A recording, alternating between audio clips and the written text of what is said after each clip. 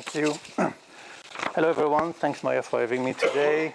I am the not technical guy today, so I don't know any Alice or any Bobs or anything like that. I'm sorry. I work as partnership and start operations at Nova Veolia. That is the innovation body of Veolia. Veolia being a non-environmental service provider worldwide with a very large company. And I want to share with you the way we see the market response to blockchain-triggered, blockchain-powered capabilities, the way we see it today. So it's not going to be a projection talk. I'm not going to give you insight as to how the business could bundle with blockchain technology as far as mine is concerned, but I'm going to try to share with you kind of a snapshot of what the situation here. It could be disappointing. It's not exactly disappointing. It's a little bit disappointing, maybe. So we as Veolia, just a few words in order for you to understand who we are. We are not a platform. We are an operator. So we don't like to invest. We don't like to, as I would put it, invent new things, create new things. We like to take infrastructure and operate the infrastructure. So we have a reduced view as to what's important when we do that kind of business, of course. We are an operation and maintenance player. Our customers are industrials and cities. We do manage water infrastructure, wastewater infrastructure, waste collection, waste incineration, transportation, energy efficiency. This is the kind of business we are in. So we love to operate things. We don't like to finance things. We don't like to build. We don't like to design. So we don't like that much new things, in fact. We like very old infrastructure that are easy to manage and with nice payment for the service. So we use this. We just use tools. Our business is people intensive. We are people 170,000 people on the ground and in the field in various countries. We centralize our business locally with mayors, local plant managers from industries. We are not a B2C worldwide business life-driven kind of a business. We do have interest in sharing a service level with all public inhabitants, not only the tech savvy, not only the retired grandmother, but everybody. And we are it's very strong in us in having services, even digitally powered services that can have value for everyone in small villages, as well as in New York City, for instance. We are very far from a platform thing, in fact, or at least at the moment. As far as our digital solutions are concerned, we develop very centralized infrastructure solutions relying on anything that's very far from blockchain. We are looking for efficiency, cost savings. We are industrial in the way we see our digital choices. And we are very cautious in the way we anticipate any future emerging need and the digital that could serve this new purpose. So we are kind of a solidity, kind of an ancient company. And this is the point of view I want to share with you today. So really, blockchain then? Because one could see and one could say that blockchain is slower than other things. It's reliable, at least it should be, or if you read at mainstream press, you could bet that it's reliable. It could look like an energy monster, even if new generation blockchains are not that energy hungry.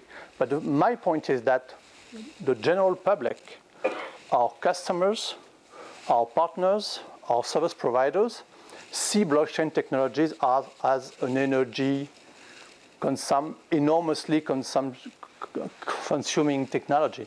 And as an environmental operator, it is difficult to endorse such a choice, even if on the technical side of things, it's not that true anymore.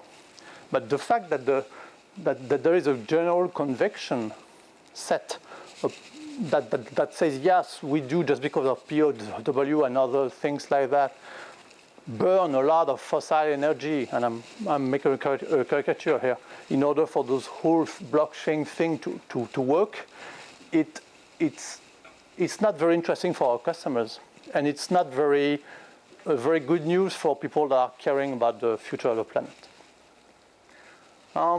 Okay, it's distributed, it's local. We have feedbacks from our customers, industrial customers, that do recognize the specificity of distributed, locally implanted technology as blockchain. So it's good news. But after all, is there that many use cases that do need a blockchain to actually operate itself?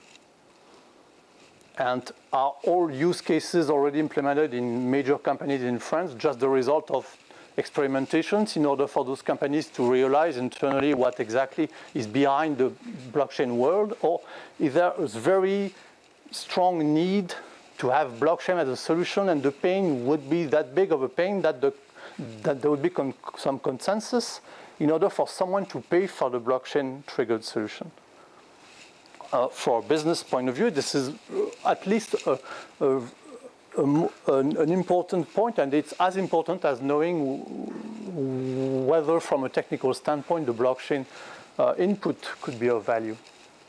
So it has still a questionable image as a technology. It's not mainstream yet, is it? So it's not really a technology that fits my company.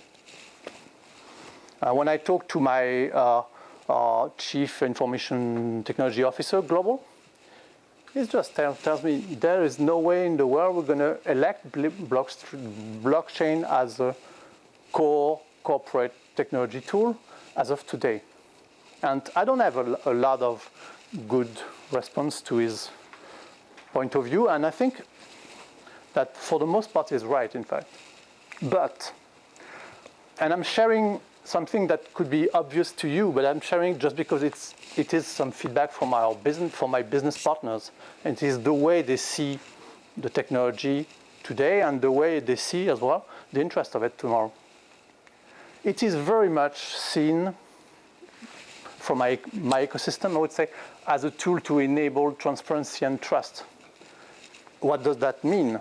It does mean that, yes, we have business cases with money at the end of the day that is based on the fact that we can transparently share piece of digital asset with our customers, essentially cities, just because it is required that the local authorities' policies go towards more transparency and a way to prove that the workflow of digital document, workflow of data, is backed by a technology that is not owned by the data provider or by the public client, I would say. And people are okay to pay a bit of money to have this kind of value implemented. It is seen but not bought yet as the technology that's going to provide the territories with a digital backbone to trigger circular economy for real. Because today, circular economy, the fact that I have a waste at the output of my industrial process, and this waste could be of value as an input from my neighbor's industrial, for instance, this kind of circular loop is not triggered yet as much. And we need an enabler to digitize the process and to leverage it. And finally, we do here, and there is kind of a conviction still that the FAT protocol idea, that the fact that the protocol itself for blockchain solution is going to capture a lot of value compared to what value has been able to be taken by HTTP, which is very small on the internet information side. We do believe that the FAT protocol, I don't know which one yet, is going to capture a lot of value, so it has some value. And as far as a business, we do feel there is a lot of business interest in capturing what exactly it's going to be and it's going to mean for us in the years to come. So it's disruptive in principle, the way we see it. It's to be tested, and just because we need some understanding and sharing with our clients. It has some disruption potential in terms of business, but maybe disruption is not going to happen anyway because it's pending, and this technology that's kind of an accident in history, I would say. So it's kind of a miracle that's been invented and adopted. Maybe it's not going to find its way down the road, or at least it's not going to concern my business very directly. So what do we do, and what do we try not to engage ourselves in? So we don't want to own a blockchain technology. We don't want to choose a blockchain protocol. The first field of implementation of blockchain had to do with our suppliers base. So when we do buy some services or goods, worldwide we have quite a lot of those supplierment workflows implemented, of course, and we need to improve those. Because sometimes in China, in other countries, we have difficulties in understanding exactly what has been supplied over to us, how the maintenance contract attached to a procurement is being executed. Maybe when we buy, let's say, a ton of coal to process a Tridon plant, maybe this ton is not that much of a ton, in fact, you know. So just the fact of saying we're going to implant a blockchain scheme, a blockchain digital twin of the supplement process, it concerns our partners enough for them to maybe change a little bit the way they operate toward us, and we have more sincerity and transparency just because we are going to say, yes, we will implement a blockchain to better understand how your contract is being operated on your end. It's really the main focus, because there is the main euros, the main savings are being around those procurement stakes. I want to share something here with you. I had a very detailed talk with TradeShift. TradeShift is a platform, worldwide platform that's organizing and facilitating the procurement process from one corporation to a set of other corporations. And it's a very successful platform startup, and it's operating worldwide today. And they moved their focus over to organizing relationships, commercial relationships amongst industrial or economical partners.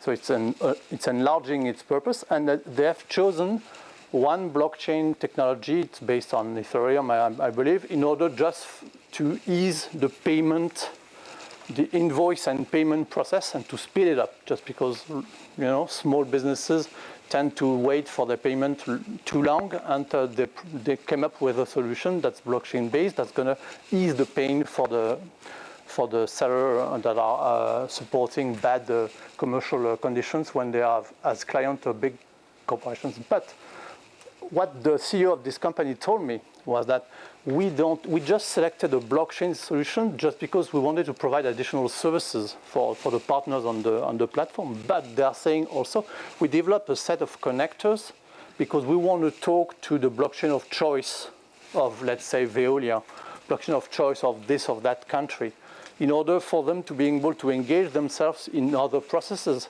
But they don't see their role as, electing and forcing a solution compared to other ones. And it's very much at the core of their business model, TradeShift, to have a very deep scrutiny over this blockchain thing for them not to fool themselves in their roadmap. And I think it's wise. I mean, we as Veolia are not in the process of choosing a technology. We are not going to do that. We want to elect a few technologies to understand them, kind of deeper, and to being able to position other technologies compared to the ones we have some understanding of.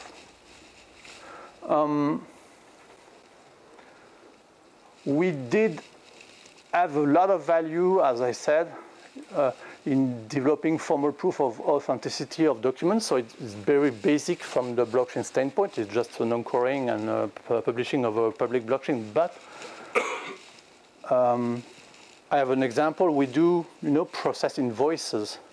At home, you receive an invoice for your water consumption, for instance, as electricity operators do for electricity bills. When those bills are being used as a proof of residency, proof of habitation, in order for people proving themselves this way to prove some part of their identity or their residency for them to gain access to services in the city. Well, it can be faked. We do have capability to being paid for service.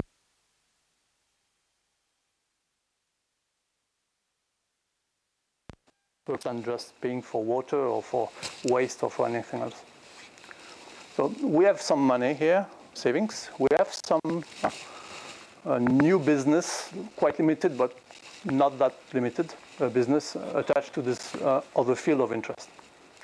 And this is basic in terms of blockchain technology. I mean, the blockchain thing behind is very straightforward. I'm going to detail very quickly what we do in IoT because it's a little bit more ambitious, and maybe it's going to give you some ideas the way it can leverage an existing business. Okay, and this is something else I don't want to detail too much. So we have subsidiary that is an IoT operator. It builds some new sensors to gain intelligence of what's going on in infrastructure in the field. So it is like the small meters or IoT sensors that's going to monitor water quality or hydraulics in distribution systems. We picked Ledger as our partner because they have this industrial intention. They are French. We are a French company. It matters. And they wanted to shift from the wallet provider that I'm sure everybody knows up to a company that's able to provide security promise encapsulated in new components like sensors and attaching a hardware component to a blockchain capability for the IoT hacking problem to be, let's say, reduced and the risk attached to it reduced. And it has some meaning when we are monitoring the water quality in sensitive sites, like with a very large event going on, or when we fear some attack or some disruption in the water quality, not to detail here too much, but it adds some value to add this foolproofing component to our meters in water distribution systems. So we did create a new product line because we are industrials, we are operators industrial, and we are in the process of manufacturing along with Ledger these new sensors and to commercialize them here and there on a worldwide basis. The other thing here is that just because we are able to upload some data indicators up to whichever blockchain is going to be IOTA first, but it could be some other ones. It's the interest of Ledger as an agnostic player, not obliging us to choose between different blockchain technologies. So finally, we are able to bring operational data, water quality, or environmental data up to blockchains. We have some edge capabilities on the field just because of our business. We do happen to be having like 1,000 or more PCs like capabilities installed all over France, just to speak of France, just because we do operate our IoT with those kind of PC-like capabilities. And this is that many PC that can act tomorrow as nodes. And we see that entering the subject with a pain point that's very much water quality, sensitivity, hacking, we end up with an NV to leverage our existing computing capabilities installed all over France to make new nodes and a very significant number of nodes for those nodes to process some additional value that are going to be blockchain-based. And really, if we did not have a business case for that, it's my point as well, we would not have engaged anything at all, I think.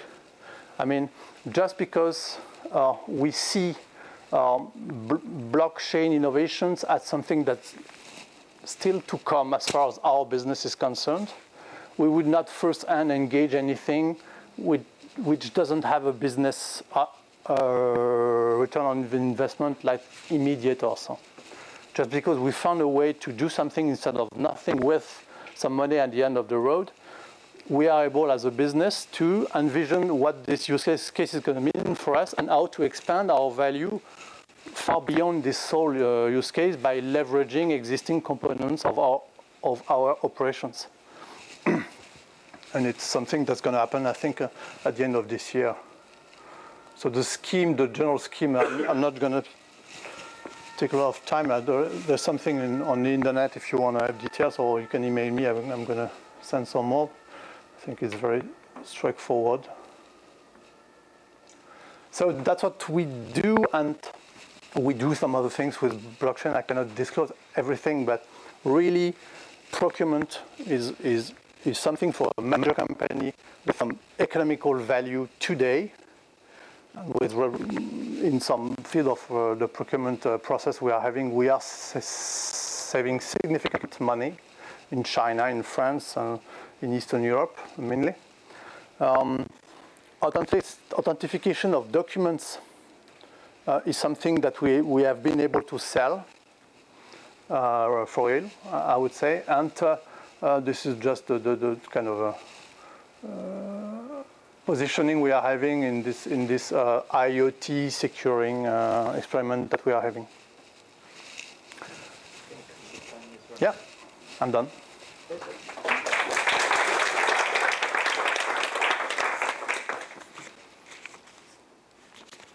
Can I go now? No, I can't. Please. I didn't understand here. What is the specificity of blockchain that you use? Why can't you use for your problem just elements of cryptography? Okay. We have kind of an interest in deep diving IOTA, specifically, because IOTA is very much, as far as the marketing of it is concerned, at least targeting IoT, very low consumption schemes, and we have 7 million IoT in the field in France, for instance, 7 million. So the operation of IoT is something that's an industrial problem, and we wanted to foolproof what IOTA Tangle can provide us in terms of impact on our operations. But is it distributed, or isn't it one operated by some operator? We built our own nodes, and we added it. Yes, so it's your node. So it is not distributed. You're the central owner of this. Not exactly, because we are in the process of building new business offers with the clients of this information. For those ones are cities. So cities that are consuming our data, that are interested in having our data in their own operating environment for them to leverage them up to dashboard or anything else, or alarming or surveillance. Those clients are interested in what a node within their own environment could mean for them. So it's a way to engage beyond, of course, our own scope of activities, because if we do remain within Veolia, there's no specific need for a blockchain. But we see there's developing interests in public, local authorities' responsibilities to, this IOTA is able to have some impact on the way we transfer data, or we share data, or we share analytics over data. So it could look basic, but we have that many problems in transferring data and activating jointly data. The public ecosystem, IT ecosystem, ours, that having any move that try to align systems or align analytics or align dashboards, it's going to tell, let's say, the head of the IT or on the client side, maybe you're not doing that much of a good job. There's not a lot of management issues to do simple things when people are not willing to admit that maybe their general level of expertise is not high enough. And bringing a new component, a new technology, is a game changer that's easier to be accepted by those guys than working on streamlining our processes. So you could say it as a management question mark. Why not? I could have my node, and and then what's going to be the result of having it. But by just doing it, I'm going to discover it. And as far as the management of those people is concerned, it's a way to shift old IT processes over to something that could be, for instance, more open. So it has a management value too. For our clients, I mean, for our customers. Okay, but why through blockchain? Yeah. You have the mayor of Rueil-Malmaison, sorry for the non-French people, it's a small town near Paris. It said this morning, I'm going to make a voting system on blockchain. Just for the people to to say, yeah, well, I want this work in the street not to happen, or I do want it to happen. The head of digital services for the city did that and chose blockchain not because of the capability of the technology itself to solve the pain, but it's going to raise interest just because of the general buzz that there is, and maybe I'm going to have more people using my tool just because it's blockchain labeled instead of not being. So it's disappointing, I know, but it's the way it is. It sounds a little bit like a bug, like something that it doesn't lie on sound production. You mean? It doesn't sound that they really know what is blockchain in order. Oh no, they don't really. Really, they don't. But they are, to put it positively, really interested in having some direct feeling as to what the technology maybe can leverage in a territory. And that a lot of stake when you think of local currencies in France, in some villages or regions. The people that are not doing that as mayors are looking at initiatives coming from other parts of the country, saying, why me, but what the heck am I talking about anyway? And it's associated for bad reasons to blockchain technologies, because it's not a requirement at this moment. And they are afraid because it's badly tainted as well. So anything that can bring them some reality in terms of blockchain within their own environment of decision is a good news, especially if it's brought by a private operator. They don't have to decide, they don't have to choose. They can tolerate, accept, experiment. There's no political risk. They are not making a personal bet.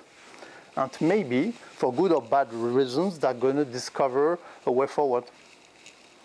And it's of value for an operator like us to share something with our clients. We do have contracts with dues, revenues, control. It's not a very positive way to do business. I mean, to have just like an organized conflict for 10 years as far as the operation contracts we are having. But if we have some way to be closer to our clients on different aspects than just the pure operation contract, it's always better. So it's a way to be closer to them too. It's very disappointing, I know, but it's the way we see things. Let's Thank you.